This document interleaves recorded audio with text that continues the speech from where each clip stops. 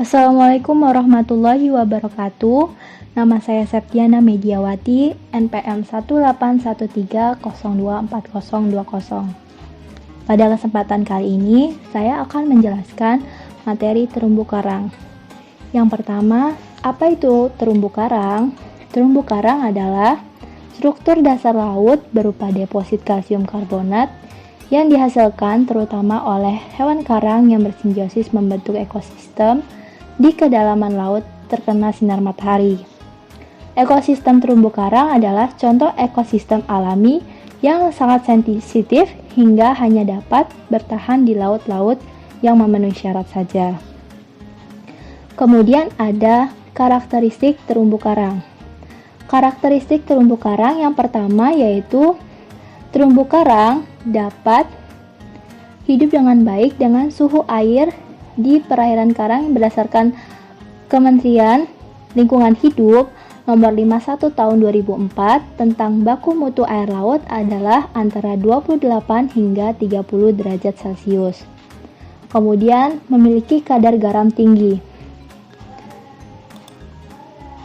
Terumbu karang menyukai laut dengan kadar garam yang tinggi. Persentase salinitas air yang baik untuk kehidupan terumbu karang adalah 30 hingga 35%.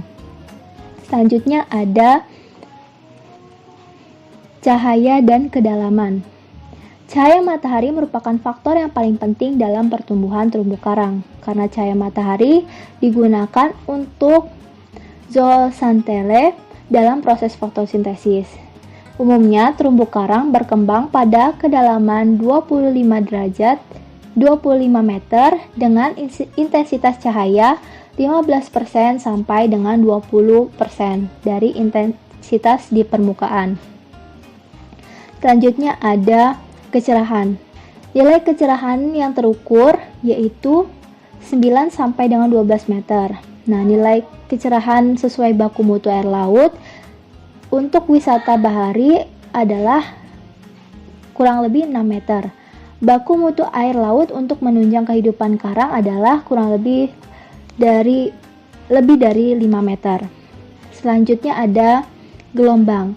Gelombang atau manfaat pasang surut air laut dapat memberikan pasokan air segar, oksigen, plankton, dan membantu menghalangi terjadinya pengendapan pada koloni atau polip karang.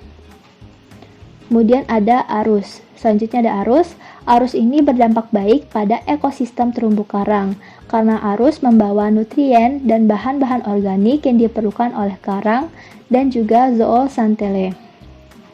Tetapi arus juga dapat berdampak buruk karena arus dapat menyebabkan sedimentasi di perairan terumbu karang dan menutupi permukaan karang sehingga berakibat pada kematian karang. Kemudian selanjutnya ada sedimen. Sedimen ini merupakan faktor pembatas yang potensial terhadap persebaran ekosistem terumbu karang.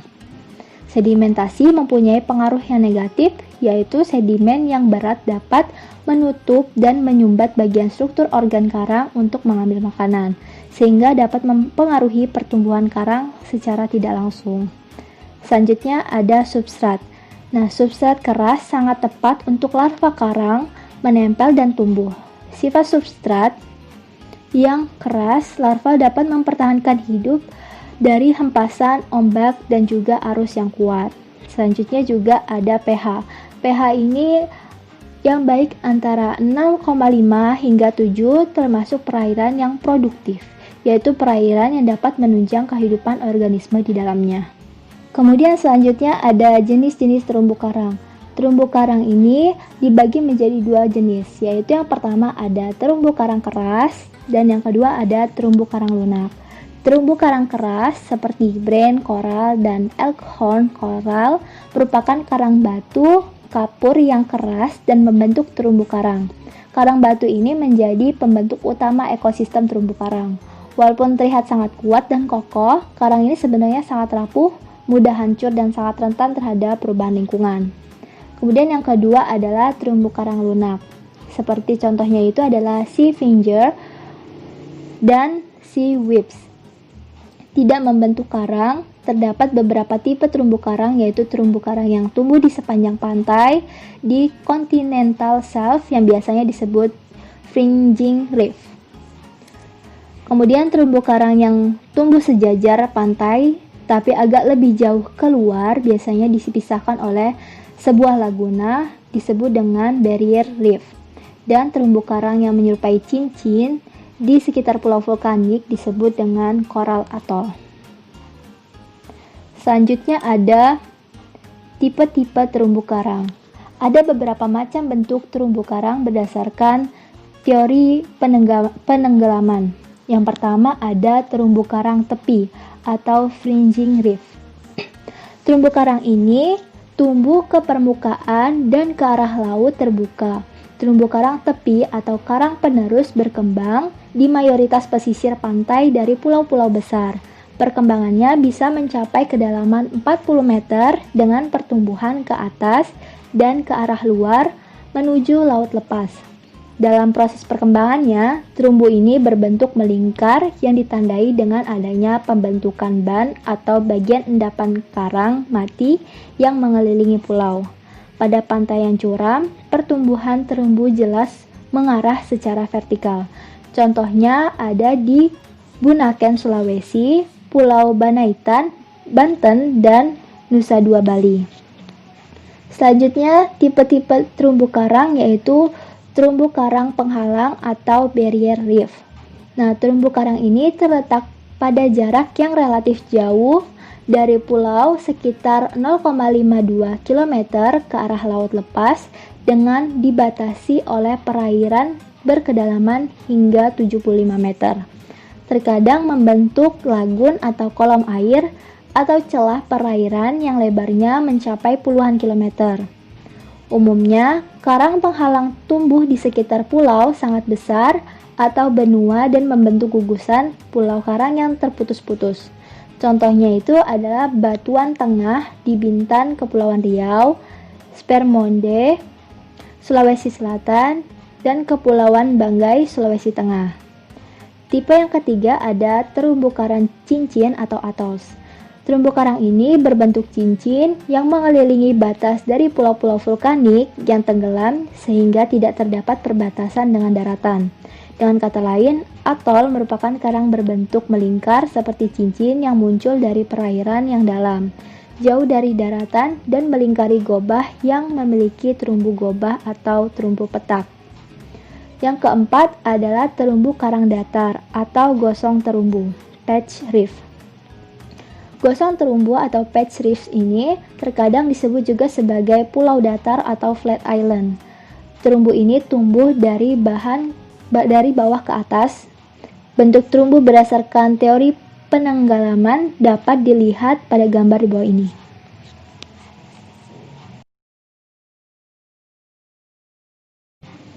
Kemudian selanjutnya adalah interaksi biota ekosistem terumbu karang.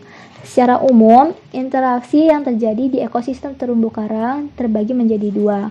Yang pertama adalah interaksi yang sifatnya sederhana, yang kedua adalah interaksi sifatnya kompleks. Yang pertama yaitu interaksi yang sifatnya sederhana, itu hanya melibatkan dua jenis biota atau spesies dari spesies yang sama ataupun dari yang berbeda. Kemudian ada beberapa aspek interaksi sederhana, yaitu ada persaingan, yang kedua ada pemangsaan, ketiga adalah grazing. Grazing itu adalah pengendalian invasi ruang alga melalui konsumsi ikan herbivore. Kemudian ada komensalisme, dan yang kelima adalah mutualisme. Selanjutnya yaitu adalah interaksi yang bersifat kompleks. Nah, interaksi yang bersifat kompleks karena melibatkan biota dari berbagai spesies dan tingkatan trofik. Mekanisme lain untuk mengkaji interaksi antara biota yang hidup di ekosistem terumbu karang adalah melalui jejaring makanan. Kemudian terjadi di avertebrata, kemudian di ikan karang, dan juga reptilia. Avertebrata ini contohnya di filum Cnidaria merupakan kelompok-kelompok utama dari dunia fauna yang sangat penting dalam ekologi terumbu karang. Kemudian juga di ikan karang. Nah, ikan karang ini hidup sangat bergantung pada ekosistem terumbu karang, serta juga reptilia. Contohnya itu pada ular dan juga penyu. Namun, semakin lama, penyu dan juga ular ini terancam punah karena ular ini ditangkap untuk kulitnya dan penyu ini terutama untuk telur dan juga cangkangnya. Kemudian ada adaptasi biota ekosistem terumbu karang. Makhluk hidup di sekitar terumbu karang telah beradaptasi untuk hidup bersama. Hubungan simbiosis antara adaptasi dari berbagai spesies yang hidup di sekitar terumbu karang secara berdampingan dan saling memberi manfaat satu sama lain. Terumbu karang juga dijadikan sebagai tempat untuk mencari makan dari berbagai jenis ikan dan makhluk hidup lainnya. Dikarenakan daerah sekitar terumbu karang yang baik itu sangat subur. Terumbu karang juga dijadikan tempat perlindungan bagi ikan-ikan kecil dari ikan-ikan pemangsa yang lebih besar. Selain itu pula, ada hewan yang tidak mengalami adaptasi atau juga disebut dengan maladaptasi. Seperti contohnya pada terumbu karang akan mengalami proses bleaching. Kemudian untuk selanjutnya ada teknik transplantasi terumbu karang. Teknik transplantasi terumbu karang ini adalah salah satu alternatif upaya untuk pemulihan terumbu karang melalui pencangkokan atau pemotongan karang hidup untuk ditanam di tempat lain ataupun juga di tempat yang karangnya telah mengalami kerusakan. Tujuannya ini untuk pemulihan atau pembentukan terumbu karang alami. Kemudian metode transplantasi karang ini dibedakan menjadi sebagai berikut. Yang pertama ada transplant tidak dikaitkan pada substrat. Kemudian ada transplant ditanam pada lubang terumbu. Selanjutnya ada transplant diikat pada substrat semen dan juga ada transplant diikat dengan kabel. Selanjutnya yaitu metode pemetaan terumbu karang. Yang pertama ada metode transek garis. Transek garis ini digunakan untuk menggambarkan struktur komunitas karang dengan melihat tutupan karang hidup, karang mati, bentuk substrat atau pasir lumpur, alga dengan keberadaan biota lain. Spesifikasi karang yang diharapkan dicatat adalah berupa bentuk tumbuh karang dan dibolehkan bagi peneliti yang telah memiliki keahlian untuk mencatat karang hingga tingkat genus atau spesies. Pemulihan lokasi survei harus memenuhi persyaratan dan keterwakilan komunitas karang di suatu pulau. Selanjutnya adalah metode transek kuadrat. Nah, metode transek kuadrat digunakan untuk memantau komunitas makrobentos di suatu perairan. Pada survei karang, pengamatan biasanya meliputi kondisi biologi, pertumbuhan, tingkat kematian, dan rekrutmen karang di suatu lokasi yang ditandai secara permanen. Survei biasanya dimonitoring secara rutin. Pengamatan didukung dengan pengambilan underwater foto sesuai dengan ukuran kuadrat yang telah ditetapkan sebelumnya. Dan pengamatan laju sedimentasi juga sangat diperlukan untuk mendukung data tentang laju pertumbuhan dan tingkat kematian karang yang diamati.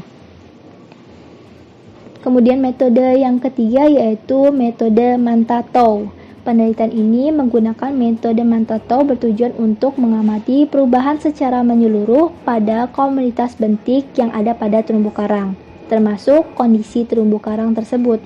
Metode ini sangat cocok untuk memantau daerah terumbu karang yang luas dalam waktu yang pendek, biasanya untuk melihat kerusakan akibat adanya badai topan, bleaching, darah bekas bom, dan hewan akan taster planci atau bulu seribu. Teknik ini juga sering digunakan untuk mendapatkan daerah yang mewakili untuk disurvei lebih lanjut dan lebih teliti dengan metode transek garis. Selanjutnya adalah metode transek sabuk atau belt transek. Transek sabuk digunakan untuk menggambarkan kondisi populasi suatu jenis karang yang mempunyai ukuran relatif beragam atau mempunyai ukuran maksimum tertentu, misalnya karang dari genus Fungia. Metode ini biasanya juga untuk mengetahui keberadaan karang hias atau jumlah koloni, diameter terbesar, jumlah jenis. Di suatu daerah terumbu karang, pencatatan dilakukan pada semua individu yang menjadi tujuan penelitian yang berada pada luasan transek. Sekian dari saya, semoga bermanfaat. Saya akhiri, wassalamualaikum warahmatullahi wabarakatuh.